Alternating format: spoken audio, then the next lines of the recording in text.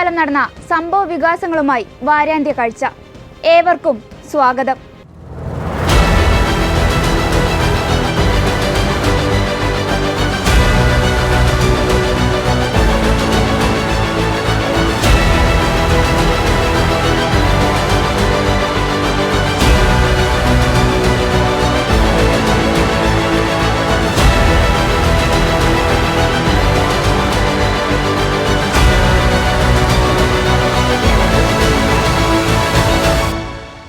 ഭരണസമിതി പിരിച്ചുവിട്ടതോടെ ചോദ്യങ്ങളിൽ നിന്നൊഴിഞ്ഞ് താരസംഘടനയായ അമ്മ.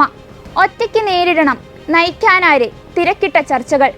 പൃഥ്വിരാജോ, കുഞ്ചാക്കോ ബോബനോ, അതോ ജഗദീഷോ? അമ്മ നേതൃത്വത്തിൽ തലമുറ മാറ്റം വരുമോ? ഒരു രാത്രി ഇരുട്ടി വെളുത്തപ്പോഴേക്കും നാഥനില്ല കളരിയായി മാറിയിരിക്കുകയാണ് താരസംഘടനയായ അമ്മ.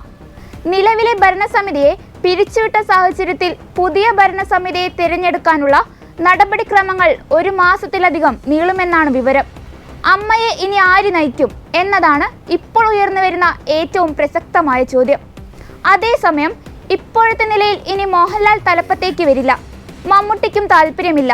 കാലങ്ങളായി ആവശ്യപ്പെടുന്ന തലമുറ മാറ്റം ഇക്കുറി സംഭവിക്കുമോ എന്നതാണ് പ്രധാന ചോദ്യം. അങ്ങനെയെങ്കിൽ ആദ്യ ചോയ്സ് പൃഥ്വിരാജിനായിരിക്കും. കഴിഞ്ഞ തെരഞ്ഞെടുപ്പിൽ മോഹൻലാൽ അടക്കം നിർബന്ധിച്ചിട്ടും തിരക്കുകൾ പറഞ്ഞ് മത്സരത്തിൽ നിന്നൊഴിഞ്ഞ പൃഥ്വി വെല്ലുവിളി ഏറ്റെടുക്കാൻ തയ്യാറാകണമെന്ന ആവശ്യം പരസ്യമായി തന്നെ ഉയർന്നു കഴിഞ്ഞു. അടുത്തയാൾ കുഞ്ചാക്കോ ബോബനാണ്. ഇവർ ഇരുവരും ഇനിയും പിന്മാറിയാൽ മുതിർന്ന താരമെന്ന നിലയിൽ ജഗദീഷ് പ്രസിഡന്റ് സ്ഥാനത്തേക്കോ ജനറൽ സെക്രട്ടറി സ്ഥാനത്തേക്കോ പരിഗണിക്കപ്പെട്ടേക്കാം. അമ്മയുടെ തലപ്പത്തേക്കൊരു വനിത വരണമെന്ന ആവശ്യവും ശക്തമാണ്. മോഹൻലാൽ ഒഴിയുമ്പോൾ മമ്മൂട്ടി മാറി നിൽക്കുമ്പോൾ പൊതുസമൂഹത്തിലും സംഘടനയ്ക്കുള്ളിലും ഒരുപോലെ തലപ്പൊക്കമുള്ള ഒരാൾ തന്നെ അധ്യക്ഷ പദവിയിലേക്ക് വന്നില്ലെങ്കിൽ സംഘടനയുടെ നിലനിൽപ്പ് തന്നെ പ്രതിസന്ധിയിലാകുമെന്ന ആശങ്ക അംഗങ്ങൾക്കിടയിലുണ്ട്. ഹേമ കമ്മിറ്റി റിപ്പോർട്ടിനെ തുടർന്നുള്ള സംഭവ വികാസങ്ങളോട് ആദ്യമായി പ്രതികരിച്ചു പൃഥ്വിരാജ്. എല്ലാ സംഘടനകളുടെയും തലപ്പത്ത് സ്ത്രീ സാന്നിധ്യം വേണമെന്നും ആരോപണ വിധേയരുടെ പേരുകൾ പുറത്തുവിടുന്നതിൽ നിയമ തടസ്സമില്ലെന്നും അദ്ദേഹം പറഞ്ഞു.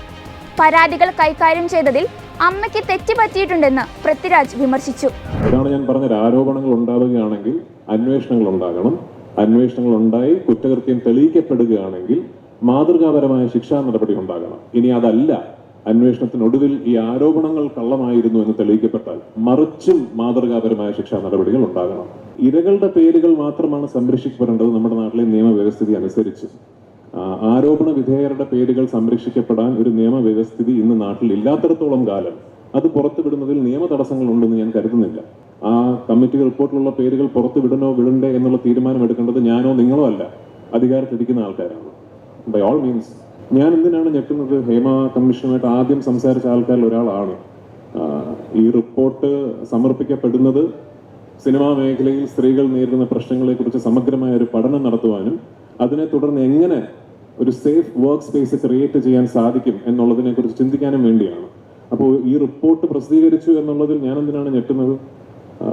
അതിൽ കുറ്റകൃത്യങ്ങൾ ചെയ്തിട്ടുള്ള ആൾക്കാരെ കണ്ടെത്തിയിട്ടുണ്ടെങ്കിൽ ഇനി തുടർന്ന് എന്താണ് നടക്കാൻ പോകുന്നത്, തുടർന്നുള്ള നടപടികൾ എന്താണെന്ന് അറിയാൻ നിങ്ങളെപ്പോലെ തന്നെ എനിക്കും ആകാംക്ഷയുണ്ട്. തീർച്ചയായിട്ടും അതെ, വീഴ്ച സംഭവിച്ചിട്ടുണ്ട് എന്നുള്ളതിൽ യാതൊരു സംശയവുമില്ല.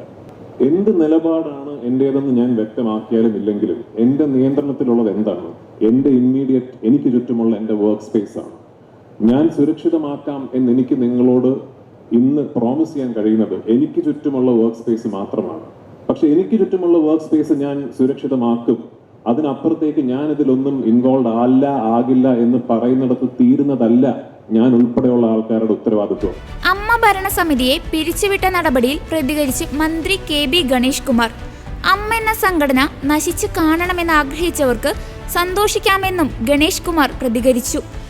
താരസംഘടനയായ അമ്മയുടെ അധ്യക്ഷ സ്ഥാനത്ത് നിന്ന് മോഹൻലാലും ഒപ്പം എക്സിക്യൂട്ടീവ് കമ്മിറ്റിയും ഒന്നടങ്കം രാജിവെച്ചതിൽ പ്രതികരിച്ച് ഫേസ്ബുക്ക് പോസ്റ്റുമായി WCC രംഗത്ത്.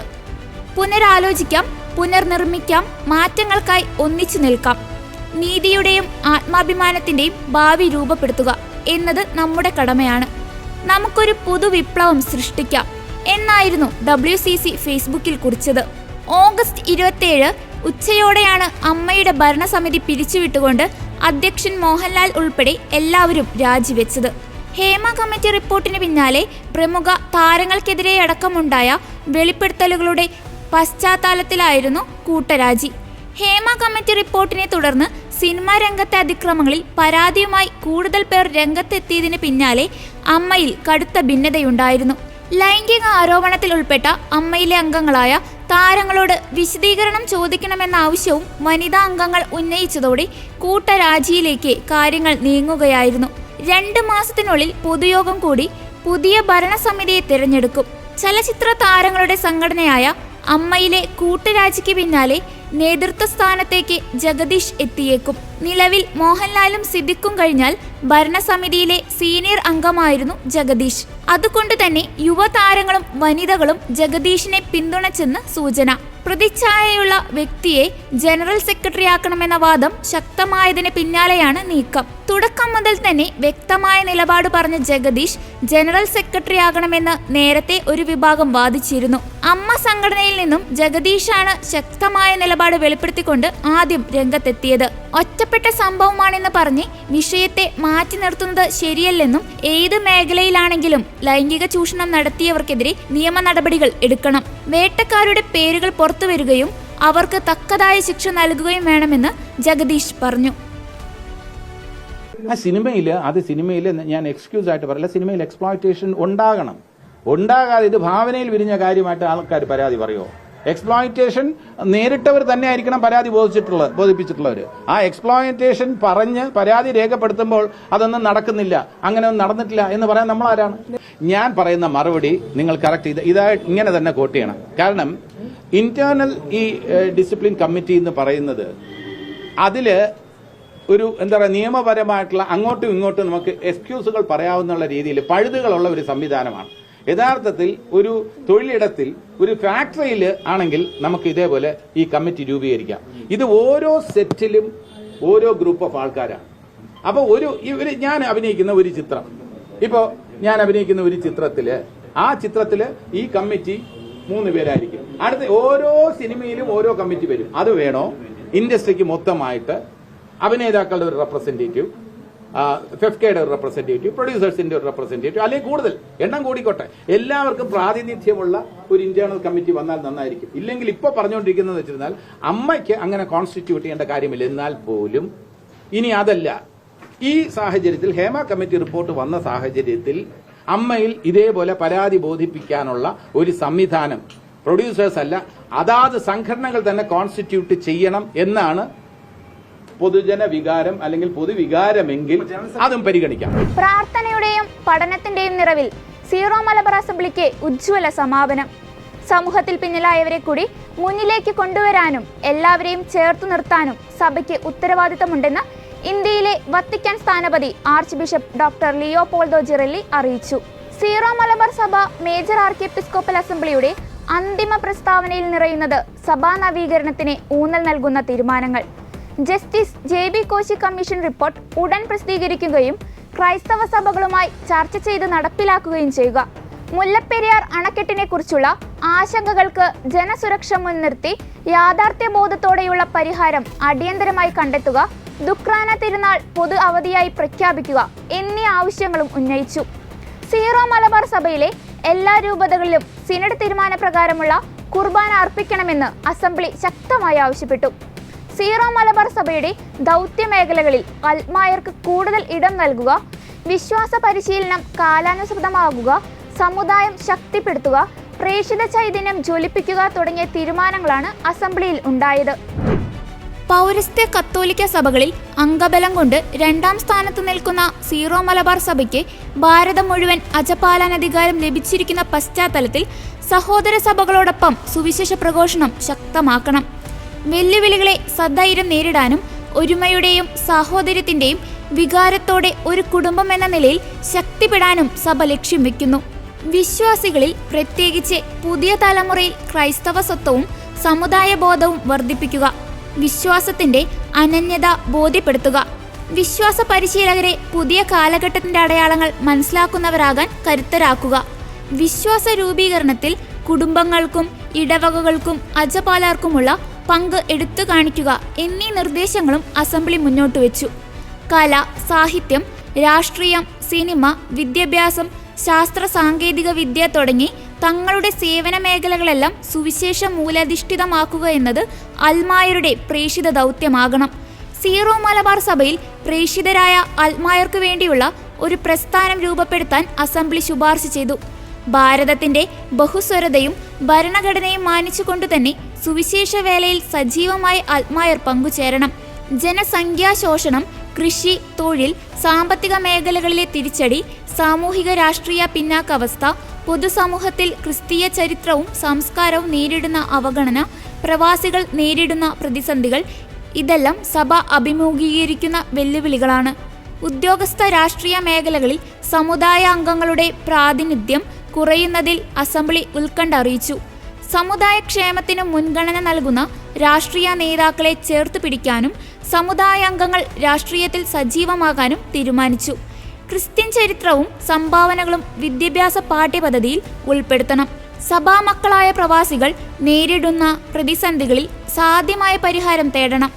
മേജർ ആർക്കി എപ്പിസ്കോപ്പൽ അസംബ്ലി സമാപനത്തോടനുബന്ധിച്ച് major arch bishop Mar Raphael Thattil, Kottayam അതിരൂപത arch bishop Mar Mathew Moolakkatt, synod സെക്രട്ടറിയും തലശ്ശേരി ആർച്ച് ബിഷപ്പുമായ മാർ ജോസഫ് പാംപ്ലാനി, വിൻസെൻഷ്യൻ സമർപ്പിത സമൂഹം superior general father John Kandathikkara, Chicago രൂപത വികാരി ജനറൽ ഫാദർ ജോൺ മേലേപ്പുറം എന്നിവരുടെ കാർമ്മികത്വത്തിൽ കുർബാന അർപ്പിച്ചു. പാലായുടെ ഹൃദ്യമായ ആതിഥേയത്വത്തിനും അസംബ്ലിയുടെ സുഗമമായ നടത്തിപ്പിനും ബിഷപ്പ് മാർ ജോസഫ് കലറങ്ങാട്ടിനും സഹപ്രവർത്തകർക്കും സമ്മേളനം നന്ദി രേഖപ്പെടുത്തി.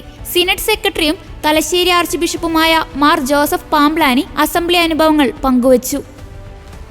തീർച്ചയായും സഭയുടെ 35 രൂപതകളും യൂറോപ്പിലെ അപ്പസ്തോലിക് വിസിറ്റേഷനിൽ നിന്നുള്ള ആളുകൾ ഒരുമിച്ചിരിക്കുകയും സഭ നേരിടുന്ന സമകാലിക പ്രശ്നങ്ങളെ വളരെ ആഴത്തിൽ ചിന്തിക്കുകയും പരിഹാര മാർഗങ്ങൾ നിർദ്ദേശിക്കുകയുമായിരുന്നു. അതുകൊണ്ട് തന്നെ ഒരു പന്തക്കുസ്ത അനുഭവമായിരുന്നു ഈ അസംബ്ലി എന്ന് പറയുന്നതിൽ വളരെ സന്തോഷമുണ്ട്. വ്യത്യസ്ത അഭിപ്രായങ്ങളെല്ലാം പരിശുദ്ധാത്മാവിനെ ശ്രവിച്ചപ്പോൾ കൂട്ടായ്മയുടെ സ്വരമായി പരിണമിച്ചു എന്നുള്ളതാണ് ഈ അസംബ്ലി അനുഭവമായിട്ട് എനിക്ക് പറയാനുള്ളത്. ഭാവി പരിപാടികൾ, അസംബ്ലിയുടെ നിർദ്ദേശങ്ങൾ തീർച്ചയായും വരും ദിവസങ്ങളിലെ സിനഡിൽ ചർച്ച ചെയ്യുകയും അത് നടപ്പിൽ വരുത്തുന്നതിനുള്ള കർമ്മപദ്ധതികൾ ആവിഷ്കരിക്കുകയും ചെയ്യുന്നതാണ്. ആ കർമ്മപദ്ധതികൾ നടപ്പിലാക്കുന്നതിൽ താൻ പ്രതിജ്ഞാബദ്ധനാണ് എന്ന് അഭിവന്യ മേജർ ആർച്ച് ബിഷപ്പ് സമാപന സന്ദേശത്തിൽ തന്നെ വ്യക്തമാക്കിയതാണ്. പിതാവിനോട് ചേർന്ന് ഈ കർമ്മപദ്ധതികൾ നടപ്പിലാക്കുന്നതിൽ സിനഡ് ഒരു മനസ്സോടെ പ്രവർത്തിക്കുന്നതായിരിക്കും. സുവിശേഷവൽക്കരണത്തിൽ അൽമായർക്കുള്ള പങ്കാളിത്തത്തെക്കുറിച്ച് ഒരു പ്രധാന വിഷയം തന്നെ ഈ സിനഡിൽ അതുതന്നെയായിരുന്നു. അൽമായർ വിവിധ മേഖലകളിൽ സുവിശേഷവൽക്കരണത്തിന് വേണ്ടി സജീവ സാക്ഷികളാകുന്നു.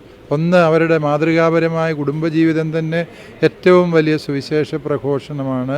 അവരുടെ മാതൃകയിൽ വളരുന്ന മക്കളാണ് സഭയുടെ കരുത്ത് എന്ന് പറയുന്നത്.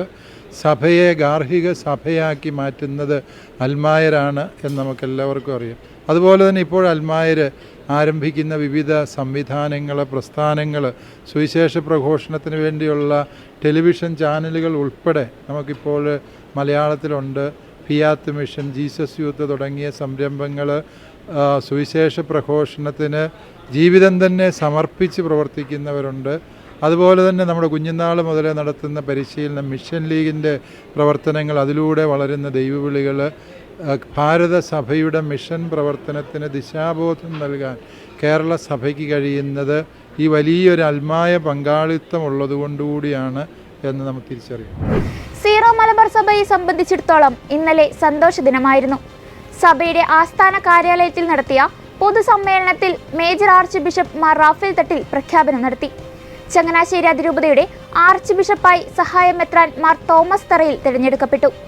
അതോടൊപ്പം തന്നെ ശംഷാബാദ് രൂപതയുടെ മെത്രാനായി മാർ പ്രിൻസ് ആന്റണി പാണങ്ങാടിനെയും നിയമിച്ചു. ഔദ്യോഗിക പ്രഖ്യാപനം ഇന്നലെ ഇറ്റാലിയൻ സമയം ഉച്ചയ്ക്ക് 12 മണിക്ക് വത്തിക്കാനിലും ഇന്ത്യൻ സമയം ഉച്ചതിരിഞ്ഞ് 3:30 കാക്കനാട് മൗണ്ട് സെന്റ് തോമസിലും നടത്തി. സ്നേഹത്തോടെയുള്ള സംഭാഷണം, പക്വതയോടുള്ള പെരുമാറ്റം, മുൻഗാമിയായ മാർ ജോസഫ് പൗത്തിലിന്റെ ആശയങ്ങളെ നെഞ്ചേറ്റി ചങ്ങനാശ്ശേരി എന്ന അതിരൂപതയുടെ ആത്മീയ പിതൃത്വം ഏറ്റെടുത്ത വ്യക്തിയാണ് emeritus arch bishop Mar Joseph Perumthottam. സംസാരത്തിലെ മിതത്വവും ചിന്തകളിലെ വിശാലതയും ദീർഘവീക്ഷണം നിറഞ്ഞ പ്രവൃത്തികളും കൊണ്ട് അതിരൂപതയെ കൈപിടിച്ചു നടത്തിയ മാർ ജോസഫ് പെരുന്തോട്ടം തൻ്റെ വിശ്രമ ജീവിതത്തിലേക്ക് കടക്കുന്നതുകൊണ്ടാണ് മാർ തോമസ് തറയിൽ ചങ്ങനാശ്ശേരി രൂപതയുടെ ആർച്ച് ബിഷപ്പായി തിരഞ്ഞെടുക്കപ്പെട്ടത്. ചങ്ങനാശ്ശേരി രൂപതയുടെ സഹമെത്രാനായി സേവനം ചെയ്യുന്നതിനിടയിലാണ് മാർ തോമസ് തറയിൽ രൂപതയുടെ ആർച്ച് ബിഷപ്പായി തിരഞ്ഞെടുക്കപ്പെട്ടത്. ചങ്ങനാശ്ശേരി കത്തീഡ്രലിൽ നിന്ന് വരുന്ന ആദ്യത്തെ ആർച്ച് ബിഷപ്പാണ് മാർ തോമസ് തറയിൽ.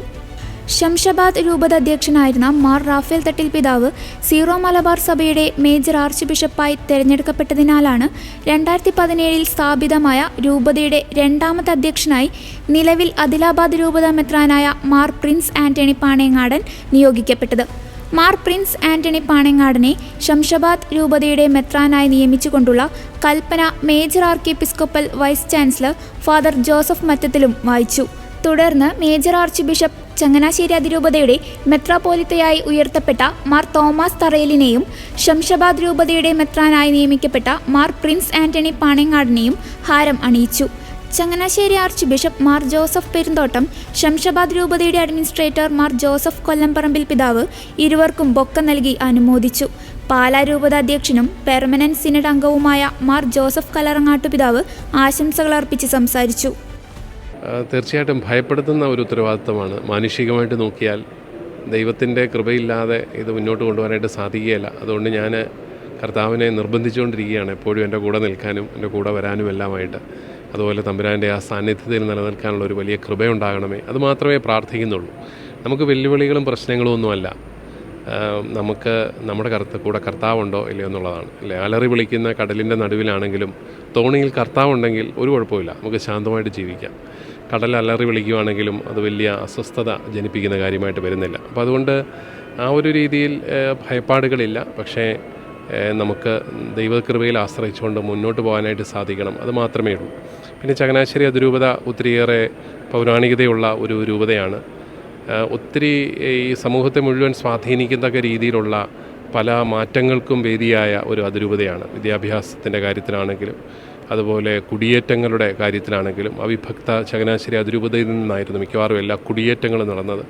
അതുപോലെ വിദ്യാഭ്യാസ കാര്യത്തിലും ഈ സമൂഹത്തിന് മുഴുവൻ മാതൃകയാകത്തക്ക രീതിയിൽ പ്രവർത്തിക്കാനായിട്ട് സാധിച്ചു. ആതുര ശുശ്രൂഷ രംഗത്ത്, കാരുണ്യ പ്രവർത്തനങ്ങളുടെ കാര്യത്തിൽ, അതുപോലെ വിശ്വാസദാർഢ്യത്തിൻ്റെ കാര്യത്തിൽ ഒത്തിരിയേറെ ദൈവവിളികളുള്ള അതിരൂപതയായിട്ടത് മാറി. ഇപ്പോഴും നമുക്ക് 500-ലധികം ഇടവക വൈദികരും 2000-ഓളം സന്യസ്തരും അതുപോലെ 4 ലക്ഷത്തോളം ജനങ്ങളുമൊക്കെയുള്ള ഒരു വലിയ അതിരൂപതയാണ്. അതിരൂപതയെ നയിക്കുന്നത് മെത്രാനോ മെത്രാപ്പൊലിത്തയാണെന്ന് ഞാൻ വിശ്വസിക്കുന്നില്ല, അത് ദൈവം തന്നെയാണ്. നമ്മൾ അവരുടെ തമ്പുരാൻ്റെ കരങ്ങളിലെ ഒരു ഉപകരണമായിട്ട് മാറുന്നു എന്ന് മാത്രമേ ഉള്ളൂ. അതുകൊണ്ട് തന്നെ ഭയപ്പെടേണ്ട എന്നാണ് എനിക്ക് തോന്നുന്നത്. തീർച്ചയായിട്ടും ചങ്ങനാശ്ശേരിക്കാരനാണ് എന്നുള്ളത് എനിക്ക് സന്തോഷമാണ്. പക്ഷേ അതിന് എന്തെങ്കിലും ഒരു പ്രത്യേക അർത്ഥം അതിരൂപത തലത്തിലേക്ക് വരുമ്പോൾ ഉണ്ടോ എന്ന് എനിക്ക് അറിഞ്ഞുകൂടാ. പ്രാദേശികമായ ചിന്തകളല്ല അതിരൂപതയുടെ മേലധ്യക്ഷ സ്ഥാനത്തേക്ക് പരിഗണിക്കപ്പെടുക. പക്ഷേ ചങ്ങനാശ്ശേരിക്കാരനായി എന്നുള്ളതുകൊണ്ട് എനിക്ക് തോന്നുന്നു അതിരൂപതയെ കൂടുതൽ സ്നേഹിക്കാനായിട്ട് സാധിച്ചു. എൻ്റെ ജീവിതം ബാല്യകാലം എല്ലാം ചങ്ങനാശ്ശേരി കത്തീഡ്രൽ പള്ളിയുടെ പരിസരങ്ങളിലായിരുന്നു എന്നുള്ളത് ഞാൻ ഇപ്പോഴും ഓർക്കുന്നുണ്ട്. സൺഡേ സ്കൂളും മിഷൻ ലീഗും അതുപോലെ അവിടുത്തെ പ്രവർത്തനങ്ങളും അത് വലിയ ഒരു ആനന്ദമായിരുന്നു. പിന്നീട് എപ്പോഴും വൈകുന്നേരങ്ങളിലൊക്കെ ആ പള്ളിയിൽ പോയിരിക്കുകയും പ്രാർത്ഥിക്കുകയൊക്കെ ചെയ്യാനുള്ള ഒരു സ്വാഭാവികമായ ഒരു പ്രേരണയും എല്ലാം ഉണ്ടായിരുന്നു. അതുകൊണ്ട് എപ്പോഴും കത്തീഡ്രൽ പള്ളിയുടെ ഒരു കാഴ്ച തന്നെ എൻ്റെ മനസ്സിനെ ഒത്തിരിയേറെ ശാന്തമാക്കുന്ന ഒന്നാണ്. അത് മറ്റൊന്നും കൊണ്ടല്ല, അത് ആ നാട്ടുകാരൻ എന്നുള്ളതിനേക്കാളും ആ പള്ളി എനിക്ക് തന്ന ആത്മീയമായ ഊർജ്ജവും ജീവിതത്തിൽ പാളം തെറ്റാതെ പോകാനായിട്ട് ഒരു വഴിവിളക്കായിട്ട് നിന്ന ആ ഒരു അനുഭവമൊക്കെയാണ്. ചങ്ങനാശ്ശേരി അതിരൂപത വലിയ പുതിയ കാര്യങ്ങളൊന്നും അല്ല പറഞ്ഞത്. സഭയുടെ പാരമ്പര്യങ്ങൾ മറന്നു പോകരുത്. അതായത് നമ്മളെ ഒരു പൗരസ്ത്യ സഭയാക്കുന്നത് പൗരസ്ത്യ പാരമ്പര്യങ്ങളാണ്. പൗരസ്ത്യ ആരാധനാക്രമം വേണ്ടെന്ന് വെച്ചാൽ പിന്നെ നമുക്കെങ്ങനെയാണ് പൗരസ്ത്യ സഭയായിട്ട് തുടരാൻ സാധിക്കുക? വളരെ ലളിതമായ ഒരു ചോദ്യത്തിന് ഞങ്ങൾ ഉത്തരം കണ്ടെത്തുകയും അത് വേണമെന്ന് ഉറച്ച് വിശ്വസിക്കുകയും അതിൽ തന്നെ ഇപ്പോഴും ഉറച്ചു നിൽക്കുകയും ചെയ്യുന്നു. പൗരസ്ത്യമായ ഘടകങ്ങൾ ഇല്ലാതെയാകുമ്പോൾ ഇത് പൗരസ്ത്യ സഭ അല്ലാതെയാകും.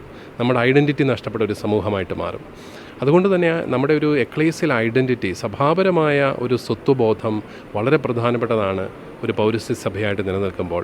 അതിനു വേണ്ടിയിട്ടാണ് ചങ്ങനാശ്ശേരി അതിരൂപത ഇന്നും നിലനിന്നിട്ടുള്ളത്. അത് പക്ഷേ മനസ്സിലാക്കാൻ സാധിക്കാത്ത വ്യക്തികൾ അതൊരു ഭൗതിക തലത്തിൽ അതൊരു വലിയ സംഘർഷത്തിലേക്കൊക്കെ കൊണ്ടുപോകാൻ ശ്രമിച്ചു എന്നുള്ളത് ദൗർഭാഗ്യകരമായ ഒരു കാര്യമാണ്. പക്ഷേ ചങ്ങനാശ്ശേരി അതിരൂപത എന്നും സഭയോട് വിധേയപ്പെട്ടു.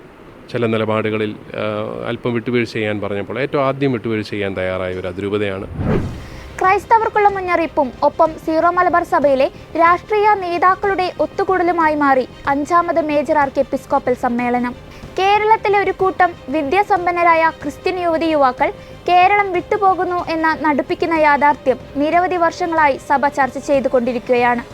5ാമത് മേജർ ആർച്ച് എപ്പിസ്കോപ്പൽ അസംബ്ലിയിൽ കേന്ദ്രമന്ത്രി ജോർജ് കുര്യന്റെ വാക്കുകൾ ഇതിനോടൊപ്പം ചേർത്ത് വെക്കേണ്ടതാണ്. പ്രസംഗത്തിൽ കേന്ദ്രമന്ത്രി ക്രൈസ്തവർക്ക് ശക്തമായ മുന്നറിയിപ്പും നൽകുന്നുണ്ട്. യൂറോപ്യൻ രാജ്യങ്ങളിലേക്ക് കുടിയേറുന്നവരിൽ ഭൂരിഭാഗവും ക്രിസ്ത്യൻ യുവതി യുവാക്കളാണ്. ക്രിസ്ത്യൻ ജനസംഖ്യ ഗണ്യമായി കുറയുന്നെന്നും ഇത് സഭയുടെ അടിത്തറ ഇളക്കുമെന്നും മന്ത്രി വ്യക്തമാക്കി. ഇത് പറയുന്നത് ക്രിസ്ത്യൻ മതത്തിന്റെ പ്രചാരകനോ വൈദികനോ ഒന്നുമല്ല, ഭരണത്തിലുള്ള കേന്ദ്ര ന്യൂനപക്ഷ സഹമന്ത്രിയാണ്. 2011 സെൻസസ് പ്രകാരം കേരളത്തിലെ ആകെ ജനസംഖ്യയിൽ 18.38% മാത്രമാണ് ക്രിസ്ത്യൻസ് ഉള്ളത്. ഇങ്ങനെ തുടർന്നാൽ 10 വർഷത്തിനുള്ളിൽ കേരളത്തിൽ നിന്നും ക്രിസ്ത്യൻ സമൂഹം പാടെ അപ്രത്യക്ഷമാകും. ജനസംഖ്യയിൽ പിന്നോക്കം നിൽക്കുന്ന ന്യൂനപക്ഷങ്ങളുടെ ആവശ്യങ്ങൾക്കു വേണ്ടി വാദിക്കുവാൻ പോലും ഇവിടെ ആരും ഉണ്ടാകില്ല. ഉപേക്ഷിച്ചു പോകുന്ന വീടും പറമ്പും ഉപയോഗശൂന്യമാകുന്നതോടെ അധിനിവേശങ്ങൾക്ക് ഇടയാക്കുമെന്നും അദ്ദേഹം കൂട്ടിച്ചേർത്തു. ഈ അധിനിവേശങ്ങൾക്ക് അദ്ദേഹം ഉപയോഗിക്കുന്ന വാക്ക് ആളൊഴിഞ്ഞ പറമ്പിൽ കുരങ്ങന്മാർ വന്നുകൂടുമെന്നാണ്. നമ്മുടെ ജനസംഖ്യ കുറഞ്ഞുകൊണ്ടിരിക്കുകയാണ്. ജനസംഖ്യ കുറയുന്ന അവസരത്തിൽ ബുദ്ധിപരമായിട്ടുള്ള ഇടപെടലാണ് ആവശ്യം. ഈ സമുദായം അല്ലെങ്കിൽ ഈ വിഭാഗം സമൂഹത്തിന് മുഴുവൻ ആവശ്യമാണ് എന്ന് മറ്റുള്ളവർക്ക് തോന്നുന്നത് പോലെയുള്ള ഇടപെടൽ ആവശ്യമാണ് എന്ന് ഞാൻ വിശ്വസിക്കുന്നു. അത് തീർച്ചയായിട്ടും അതിൻ്റെ അടിസ്ഥാനത്തിൽ മാത്രമേ അധികാരത്തിൻ്റെ ശക്തി കേന്ദ്രങ്ങളെ നമുക്ക് സ്വാധീനിക്കാൻ സാധിക്കുകയുള്ളൂ. അതിൻ്റേതായിട്ടുള്ള രീതിയിൽ നമ്മുടെ പ്രവർത്തനങ്ങളെ ക്രോഡീകരിക്കണം എന്നാണ് ഞാൻ വിശ്വസിക്കുന്നത്. തീർച്ചയായിട്ടും ജനസംഖ്യ വലിയ കാര്യം തന്നെയാണ്. അതിൻ്റെ ഒരു വിഷയം നമ്മുടെ യുവതലമുറ വിദേശത്തേക്ക് പോകുന്നു എന്നുള്ളതാണ്. അതിൻ്റെ അനന്തരഫലം വീടുകളും ഭൂമിയും അന്യാധീനപ്പെടുന്നു എന്നുള്ളതാണ്. അത് സംരക്ഷിക്കാനുള്ള ചിന്ത ഈ നമ്മുടെ സഭയുടെ നേതൃത്വത്തിന് ഉണ്ടാകണം. അല്ലെങ്കിൽ അനഭിമതമായിട്ടുള്ള അധിനിവേശങ്ങളുണ്ടാകും. അതിനെപ്പറ്റി ഞാൻ വിശദീകരിക്കേണ്ട കാര്യമില്ല. അതുകൊണ്ട് ആ വിജനമാകാൻ പോകുന്ന നമ്മുടെ ഭൂമികൾ, കുടുംബങ്ങൾ, വീടുകൾ അത് സംരക്ഷിക്കാൻ വേണ്ടിയുള്ള ഒരു പദ്ധതി വേണം. അവരെ ഉപദേശിക്കണം. ഒന്നുകിൽ സഹോദരങ്ങൾക്ക് കൊടുക്കുക, ബന്ധുക്കൾക്ക് കൊടുക്കുക, അല്ലെങ്കിൽ പാവപ്പെട്ടവർക്ക് കൊടുക്കുക. അല്ല എങ്കിൽ അത് ഏറ്റെടുക്കാനുള്ളൊരു സംവിധാന സഭ ഉണ്ടാക്കിയില്ല എങ്കിൽ ഏതാനും വർഷങ്ങൾക്കുള്ളിൽ അവിടെയെല്ലാം അധിനിവേശങ്ങളുണ്ടാകും. ആ അധിനിവേശത്തിലൂടെ സഭയുടെ അടിത്തറ തകരും, പിടിച്ചു നിൽക്കാൻ വയ്യാത്ത അവസ്ഥയുണ്ടാകും. അപ്പോൾ അതുകൊണ്ട് ഞാനത് നേരിട്ട് കാണുന്നത് കൊണ്ടാണ് പറയുന്നത്. നേരത്തെ ചിന്തിക്കേണ്ട കാര്യമാണ്. ഏക്കർ കണക്കിന് ഭൂമി ആരുമില്ലാതെ കിടക്കുന്ന ഒരു അവസ്ഥയിലേക്ക് ഏതാനും വർഷങ്ങൾക്കുള്ളിലുണ്ടാകും. അതിനെ എങ്ങനെ നമുക്ക് ഫലപ്രദമായിട്ട് ഉപയോഗപ്പെടുത്താം എന്നുള്ളത് ചിന്തിക്കണം. അധിനിവേശങ്ങൾ തുടങ്ങിക്കഴിഞ്ഞു. അത് പത്രക്കാർ നിൽക്കുന്നതുകൊണ്ട് ഞാൻ വിശദീകരിക്കാം.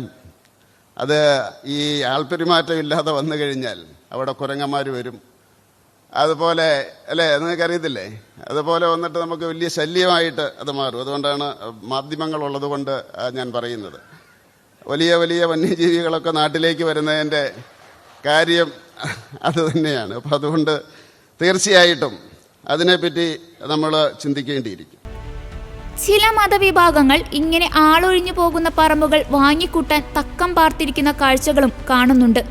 ഇങ്ങനെ തുടങ്ങി ചില സ്ഥലങ്ങൾ ഇവരുടെ മാത്രം കുത്തകയാക്കപ്പെട്ട കാഴ്ചകളും കേരളത്തിലുണ്ട്. 2018 കേരളത്തിൽ നിന്നുള്ള മൊത്തം കുടിയേറ്റക്കാർ 21 ലക്ഷം കവിഞ്ഞിരുന്നു.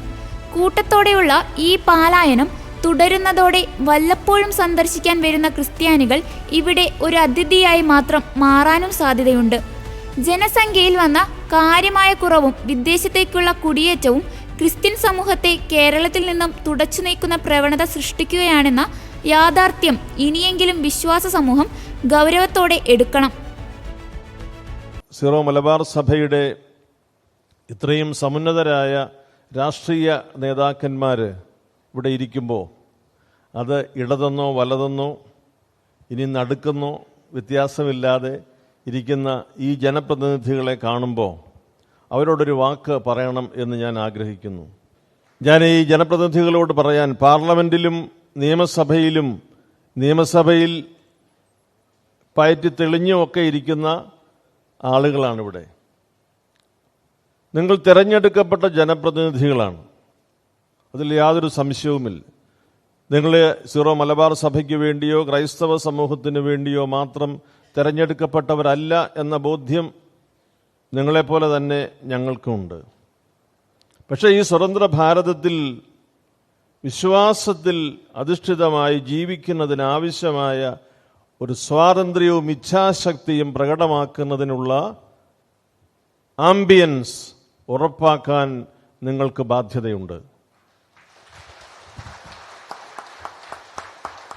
അത് ഞാൻ പറയും, അതിന് വലതെന്നോ ഇടതെന്നോ ഭരിക്കുന്നവരെന്നോ വ്യത്യാസമില്ലാതെ നിങ്ങൾ നിലപാടുകൾ വ്യക്തമാക്കണം. ഇവിടെ ഏതൊരു വിശ്വാസത്തിലും ജീവിക്കുന്നതിന് നിസ്സാരമായ കാര്യമല്ലല്ലോ. 2000 വർഷമായി അപ്പസ്തോലിക പാരമ്പര്യത്തിൽ ജീവിക്കുന്ന ഒരു സഭയ്ക്ക് ഈ കാലഘട്ടത്തിൽ ഈ ഭാരതത്തിൻ്റെ കെട്ടുപണിയിൽ നിർണായകമായ സംഭാവനകൾ നൽകിയിട്ടുള്ള ഒരു സഭയുടെ അനുഗ്രഹിക്കപ്പെട്ട ഒരു മണ്ണിൽ നിന്നാണ് ഞാൻ സംസാരിക്കുക. ഈ ഒരു വലിയ അനുഗ്രഹീതമായ ചരിത്രം മുൻപോട്ട് കൊണ്ടുപോകുമ്പോൾ നമ്മെക്കുറിച്ച് വ്യത്യസ്തമായ നിരീക്ഷണങ്ങളും വിലയിരുത്തലുകളും ചരിത്രത്തിൽ നമുക്ക് ചിലപ്പോൾ തെറ്റുകളുമൊക്കെ സംഭവിച്ചിട്ടുണ്ട്. എന്നാൽ ക്രൈസ്തവ സമൂഹമായി ഈ മണ്ണിൽ ജീവിക്കുന്നതിനുള്ള എല്ലാ അവകാശത്തിനും വേണ്ടി എല്ലാവർക്കും വേണ്ടി പോരാടുന്ന നിങ്ങൾ ഈ സഭയെയും ഈ ക്രൈസ്തവ സമൂഹത്തെയും ഹൃദയത്തിലേറ്റി പോരാടണം എന്ന് തന്നെയാണ് എനിക്ക് അപേക്ഷിക്കാനുള്ളത്. ഇതോടെ ഈ ആഴ്ചയിലെ വാരാന്ത്യ കാഴ്ച സമാപിച്ചിരിക്കുന്നു. അടുത്ത ആഴ്ച വീണ്ടും കാണാം. നന്ദി.